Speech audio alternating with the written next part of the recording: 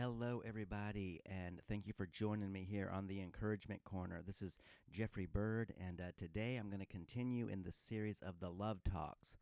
The verse that I want to pick up today, and if you haven't joined me before, these are from the love chapter, we often call it. People read it at weddings all the time. It's 1 Corinthians 13, where Paul is describing to his friends what love is actually like.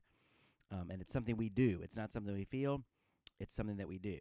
So we've been going through what that looks like. And so today what I wanted to read here is from verse 5 of 1 Corinthians 13. And it says that love does not traffic in shame and disrespect, nor selfishly seek its own honor. So, you probably heard this, but, often, the old saying is, shame on you.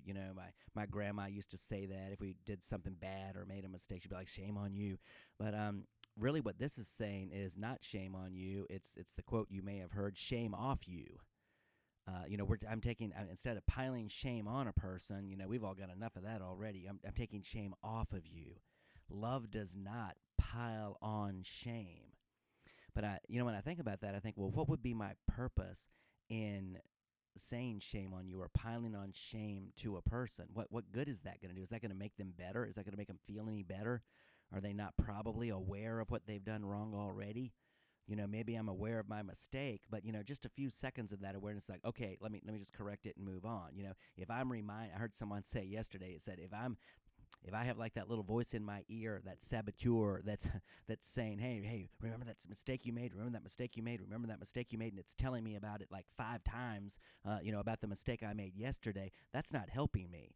Yeah, recognizing it, I need to recognize it. I don't want to traffic in it, but once I recognize it, I need to move on from it. Just rehashing it like that is not helping me. It's sabotaging me.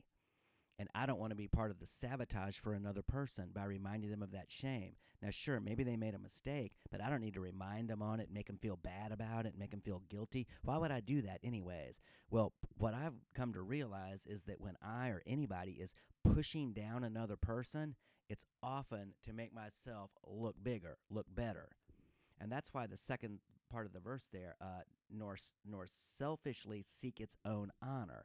When I'm piling shame on somebody else, I'm trying to make it look like, oh, I'm this pristine person who doesn't have anything to be ashamed of. Yeah, that's just a load, right? So just like, mercy has come running for us. This song that I've been listening to a lot recently, it says, it's talking about Christ. It says, from heaven you came running with mercy in your eyes. There was mercy in your eyes. So it's like, if he's come running, if God has come running for me with mercy in his eyes, should I not, if I'm really receiving that, is it not going to make me want to run to other people, at least in my heart, and then look for ways of expression as they become available, to run to them with mercy?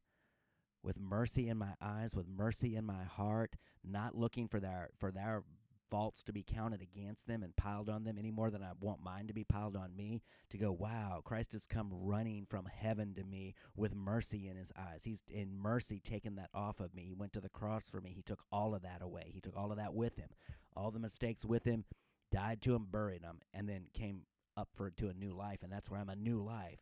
So that's what we want for the other people, is a new life, not a life of shame, of all the regret, of all of the trafficking and the wrong things they've done, but a new life of joy, a life of creativity, a life of empathy, a life of compassion, a life of grace. That's what we want for people. They're the masterpiece. Sure, maybe they've been muddied, so have I.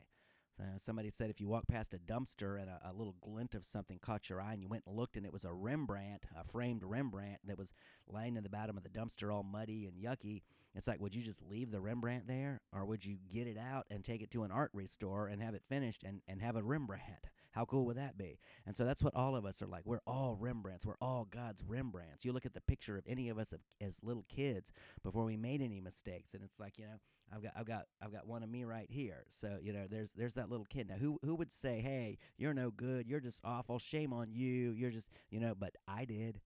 You're never going to make it. Nobody likes you. You're not going to amount to anything. Yeah, I did that. right? And I mean, everybody has take a little picture, a kid's picture of yourself, and go, hey, there's just compassion for that person. Well, we love that guy, we love that girl, we just want them to be the best they can possibly be, and to feel that. And we're not piling shame on them, we're taking shame off of them, because we've received love and mercy and compassion for our faults. So that we're going to let that flow through us to other people and take the shame off of them and bring out the beautiful masterpiece that I and you are. I hope this has been some food for thought, and has been helpful to you. So if so, please leave a comment, or get in touch with me, Jeff at jeffbirdcoaching.com. And I hope this is a blessing. So God bless you. And until the next time, may he continue to bless you. So thanks so much for tuning in. And please feel free to like and subscribe. Thanks. Talk to you soon.